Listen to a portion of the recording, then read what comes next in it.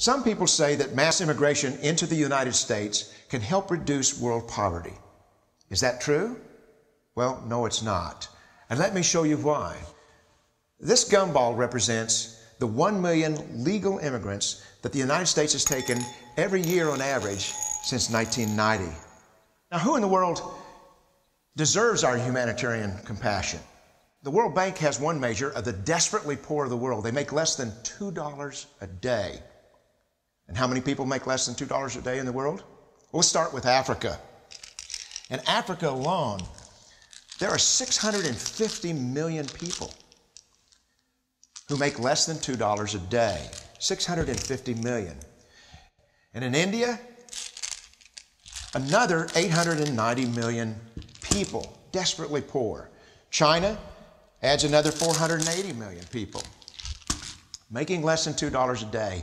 And unfortunately, the rest of Asia has a heartbreaking 810 million people who the World Bank says make less than $2 a day.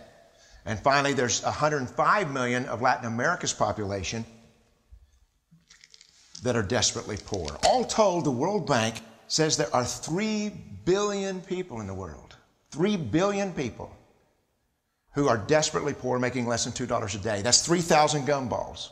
And every year, we take 1 million and suggest that we've somehow made a humanitarian difference. The plurality of people come from Mexico. And Mexico is poor.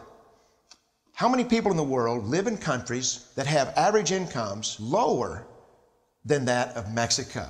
And the World Bank tells us that that number is these 3 billion plus another 2.6 billion people.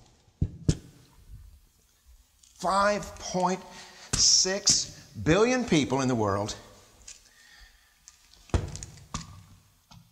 who live in countries with average incomes below that of Mexico. That's 5,600 gumballs. And so what is it that the elites are telling us? They're telling us that when we take this 1 million immigrants, that we somehow or another are tackling world poverty. The impossibility of making even a dent is actually worse than it looks here. Because last year, when we took 1 million immigrants, these countries added, births over deaths, 80 million more people into the impoverished populations. And this year, Congress is bringing in 1 million legal immigrants. And this year, according to the United Nations, these countries are expected to add another 80 million people.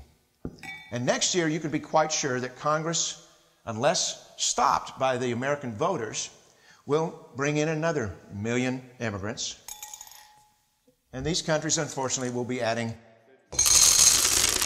another 80 million people into these impoverished nations.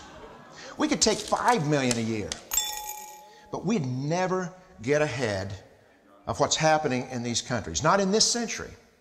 Don't you see? Immigration can never be an effective or significant way to deal with the suffering people of the world. They have to be helped where they live. Let's help them there.